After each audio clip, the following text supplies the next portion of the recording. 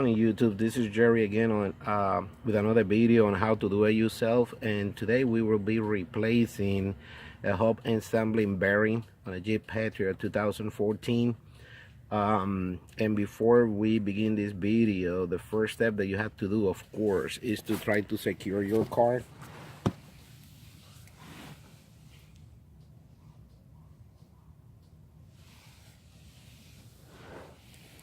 All right.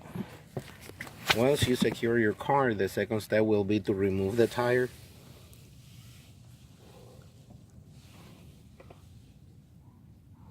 All right. The second step, once you remove the tire, is basically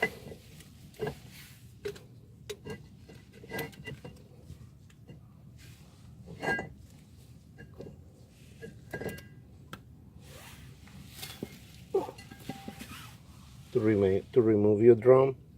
Now, for this particular job, since you're going to be removing the bearing, you're going to need some specific tools. One of the tools that you're going to need is a 10 millimeter, and the reason for the 10 millimeter is because of the fact that you will have to remove a sensor that is connected. The first step will be to remove the sensor screw, which, remember, is a 10 millimeter, and what you have to do is basically lose that screw there. Once you get it out, make sure that you secure this screw because you will be using it again. And basically, this is here is your sensor. Make sure that you don't mess up that sensor because you will be using it again.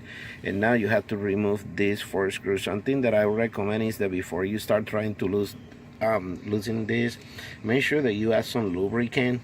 That will make your job more easier. Okay, the next step is basically to get your 17 millimeters in order to remove the 4 screws that you got in the back.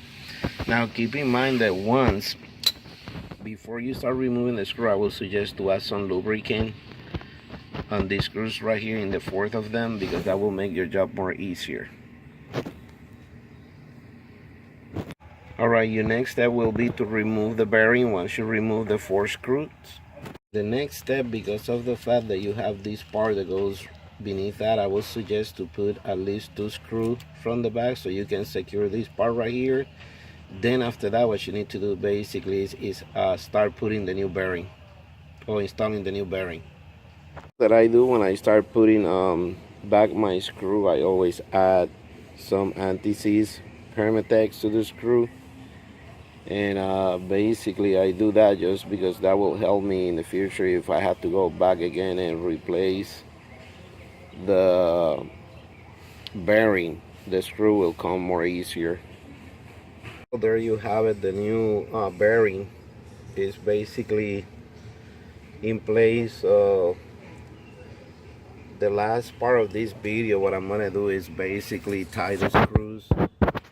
And that is simple because you already know that the only thing that you have to do is use the 17 millimeter and the 10 millimeter to screw the to tie the sensor and tie the bearing. I hope this video helps some people there.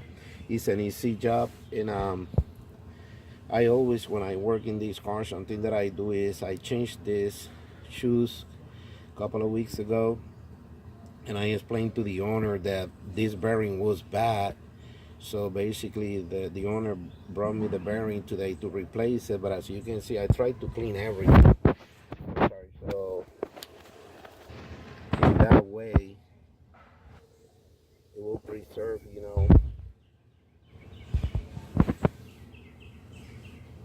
all the parts and the integrity of the car good. So I hope that this video helps some people out there. Alright, this is Jerry from How to Do It Yourself. Take care, guys.